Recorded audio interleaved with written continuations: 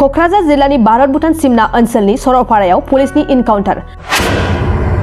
थांनाय बावैसो सान सिगां चिरां जिल्लानि भारत भुटान सिमना ओनसोलाव आयेन बेरेखायै हाथियार दिन्थिनानै रां लुथिनायनि उनाव पुलिस बिफाना गोख्रों नायबिजिरगासिनो थानाय समावनो क'क्राझार जिल्लानि सिङाव थानाय भारत भुटान सिमना ओनसोलनि सरलपारा उल्टापानियाव पुलिसा सासे सुबुंखौ इनकाउन्टार खालामो होनना मिथिनो मोन्दों। पुलिसनि सुलुंनिफ्राय मिथिनो मोननाय बादिब्ला इनकाउन्टार जाथायजों बुलि जानांनाय सुबुंखौ गसाइगाव महकुमानि सिङाव थानाय दुलागाव खासिबारि गामिनि थागिबि जामला औवारिनि फिसाज्ला सानसुला औवारि होनना मिथिनो मोन्दों।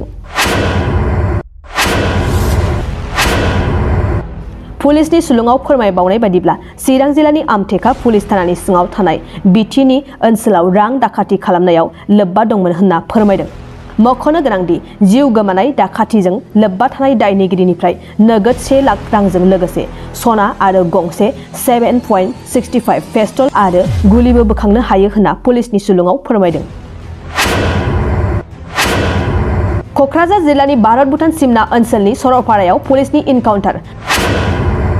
थांनाय बावैसो सान सिगां चिरां जिल्लानि भारत भुटान सिमना ओनसोलाव आयेन बेरेखायै हाथियार दिन्थिनानै रां लुथिनायनि उनाव पुलिस बिफाना गोख्रों नायबिजिरगासिनो थानाय समावनो क'क्राझार जिल्लानि सिङाव थानाय भारत भुटान सिमना ओनसोलनि सरलपारा उल्टापानियाव पुलिसा सासे सुबुंखौ इनकाउन्टार खालामो होनना मिथिनो मोन्दों।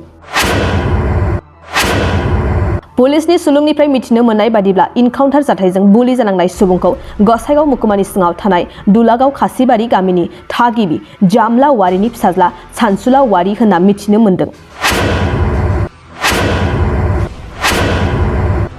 पुलिसनि सुलुङाव फोरमायबावनाय बादिब्ला चिरां जिल्लानि आमटेका पुलिस थानानि सिङाव थानाय बिटिनि ओनसोलाव रां दाखाथि खालामनायाव लोब्बा दंमोन होनना फोरमायदों।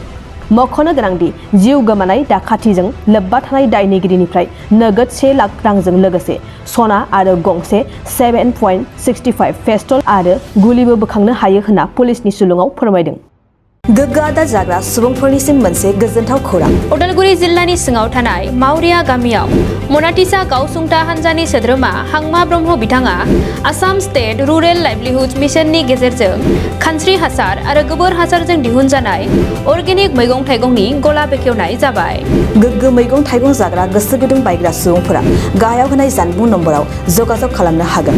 जानबुं नम्बरा जाबाय 8011748256। जानबुं नं 8011748256।